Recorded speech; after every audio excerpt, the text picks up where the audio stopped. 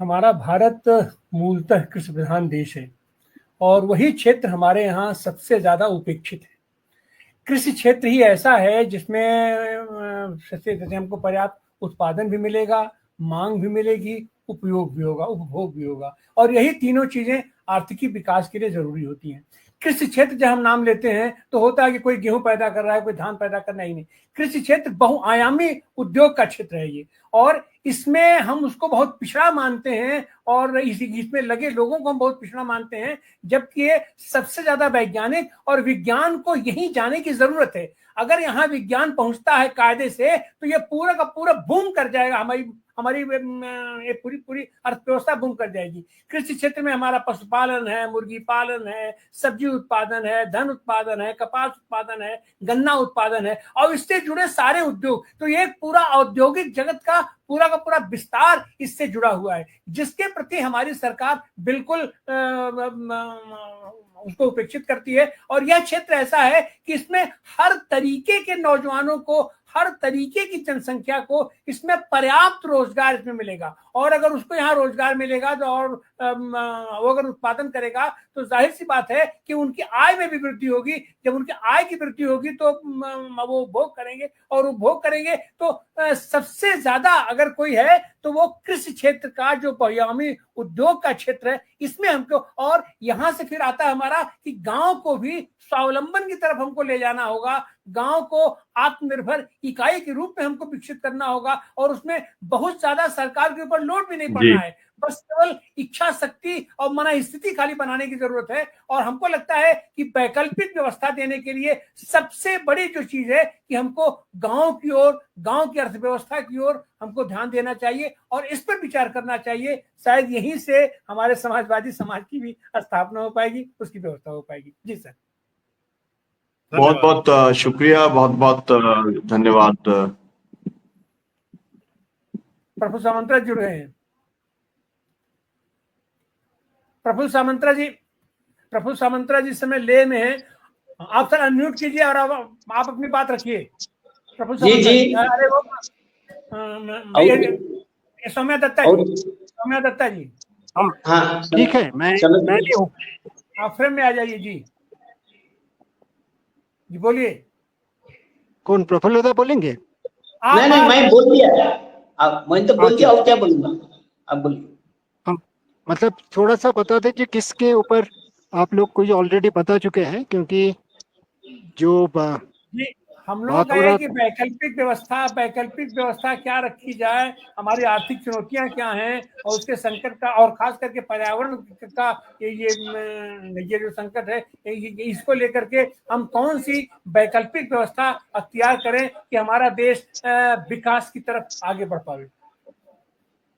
देखिए, वैकल्पिक व्यवस्था के तरफ इशारा तो हम लोग सारे लोग बहुत सारे समझ आ रहे हैं।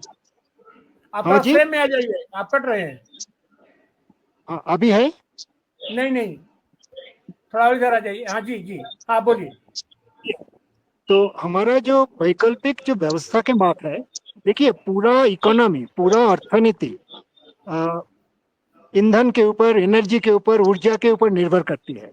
आप खेती से शुरू करें, कोई भी सिविलाइजेशन खेती से शुरू करे, आपको शहरी सभ्यता के किसी भी चीज करे, कोई भी प्रोडक्शन जो उत्पादन है कुछ भी करे, तो वैकल्पिक वहां यदि आपको जाना है, आज के जो पर्यावरण के जो नुकसान, नहीं सिर्फ पर्यावरण को विनाश करने वाला जो ऊर्जा और पर्यावरण को विनाश करने वाला जो कॉन्सेप्ट, जो हमारा एक कॉन्सेप्ट हमने पूरी दुनिया में एक कॉन्सेंसस बना लिया, जो अनलिमिटेड ग्रोथ चल, वृद्धि, इकोनॉमिक ग्रोथ चलते रहेगा, उसका कोई पाबंदी नहीं रहेगा। तो ये दुनिया का लिए संभव नहीं है, क्योंकि आज हम जानते हैं सिर्फ आपको ऊर्जा नहीं है, दुनिया में जितनी हमारा इकोलॉजिकल फुटप्रिंट है, वो धरती का टोटल प्रोडक्टिविटी का आज के दिन में 1.8 गुना है। मतलब धरती जितना प्रोड्यूस कर सकते हैं, यदि वो 100% है, हम 180% हर साल हम खपत कर, तो ये तो ऑब्वियसली ये चल नहीं सकते।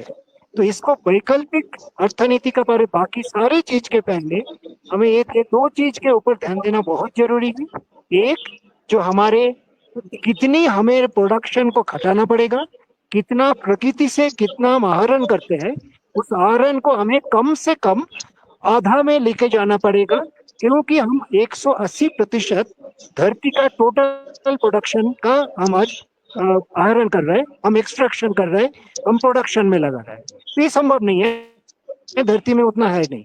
तो आने वाले कुछ सालों में काफी सारे अब आपदा विपर्यय बढ़ेगा। तो पहला का जो इकोनॉमिक जो ग्रोथ प्रोस्पेक्ट, हमें एब्सोल्यूट ग्रोथ पूरी दुनिया में होते रहेगा, तब धरती बचेगा नहीं, धरती तबाह हो जाएगा।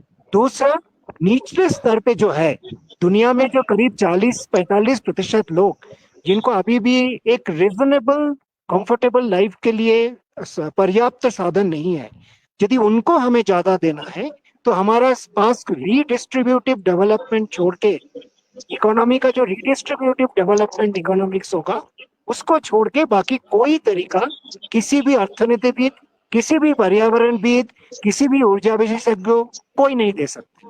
तो ये बहुत साफ है, जो वैकल्पिक विकास के हमें आधार होगा, पूरी दुनिया जो ज्यादा खपत करने वाले समाज, उनको खपत को बहुत तेजी से कम करना पड़ेगा।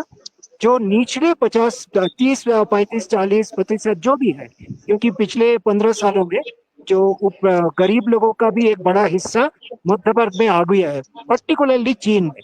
तो चीन में भी आज खपत का मात्रा ऐसे बढ़ चुका है, और एक आम मध्य वर्ग का, चीन में करीब ऑलमोस्ट 100 करोड़ मध्य वर्ग है, तो चीन में भी खपत का मात्रा जो धरती का लिमिट है उसके बाहर, धरती का टोटल प्रोडक्शन को आज धरती में 820 करोड़ लोगों से आप यदि इक्वाली बांटे तो चीन भी उससे ज्यादा करते हैं, भारत जैसे देश थोड़ा उससे नीचे है। तो वैकल्पिक अर्थनीति, वैकल्पिक विकास का नीति, वैकल्पिक ऊर्जा नीति सबका जड़ में है जो हमारा अनलिमिटेड ग्रोथ का फिलोसॉफी में अबंडन करना पड़ेगा। अनलिमिटेड ग्रोथ, अनलिमिटेड एक्सट्रैक्शन संभव नहीं है।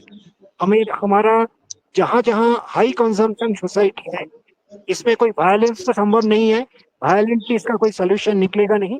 तो हाई कंजम्पशन सोसाइटी को कोई ना कोई एक कॉन्सेंसस के माध्यम से उनको नीचे आना पड़ेगा, और उनका हिस्टोरिक रिस्पॉन्सिबिलिटी जो एक्यूमुलेटेड डैमेज के लिए उसको देके हमें नीचे आना पड़ेगा। और ये एक समाज में इक्वालिटी ना भी हो, एक इक्विटी बिना आप इसके तरफ बढ़ नहीं सकते। अभी ये कैसे हो पाएगा, इसको मैकेनिज्म क्या होगा, ये आज के दिन में हम बता नहीं सकते, लेकिन दुनिया में पिछले कुछ सालों में हमारा पड़ोस में जो हो रहा है, आप देख रहे हैं जो सरकार का जो वही एक ही पुराना नीति में, एक तो लूट, करप्शन, साथ में अनलिमिटेड ग्रोथ का पर ये, और उसमें एक सेक्शन का अमीर होते जाना, बाकी सेक्शन को गरीब होते जाना, ये लोग और मानने के लिए तैयार नहीं है। बांग्लादेश, नेपाल अभी दिखा दिया, श्रीलंका का केस सिर्फ अलग था, लेकिन कहाँ इससे हम आगे भी जाएंगे ये हम जानते नहीं है। क्या ये सस्टेनेबल है ये जो तरीका, वो भी हम जानते नहीं है। तो वैकल्पिक विकास का तरीका यही मैंने बोल के खत्म करूंगा कि ऊर्जा के ऊपर हम बहुत ध्यान देते हैं, एमिशंस के ऊपर, कार्बन डाइऑक्साइड, मीथेन एमिशन के ऊपर बहुत ध्यान देना भी चाहिए, क्योंकि वो क्लाइमेट का मामले में हम एक क्राइसिस सिचुएशन में है, संकट में। लेकिन बिना बाकी हमारा खेती आज इतना इमिशन करते हैं जो खेती सस्टेनेबल भी नहीं है, सॉइल का नुकसान कर चुका है, सॉइल आज एक डेड होल्डर हो गया है। तो ये सबके मामले में हमें एक धरती का लिमिट को, हमें सही आकलन जिसको है, धरती का लिमिट को अंदर आना पड़ेगा, हाई कंजम्पशन सोसाइटी को नीचे आना पड़ेगा, एकदम नीचे इक्विटेबल डिस्ट्रीब्यूशन उसका इकोनॉमिक सिस्टम में आना पड़ेगा। ये कोई आइडियल है, लेकिन इसको कोई यूटोपियन आइडिया नहीं है, ये एक हमें करना ही पड़ेगा।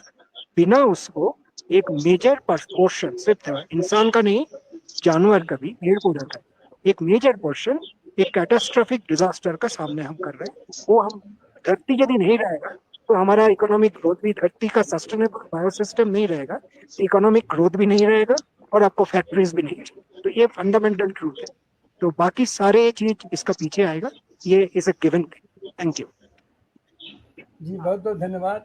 जाहिर सी बात है कि आज का जो विकास है वो हम प्रकृति के साथ संघर्ष करके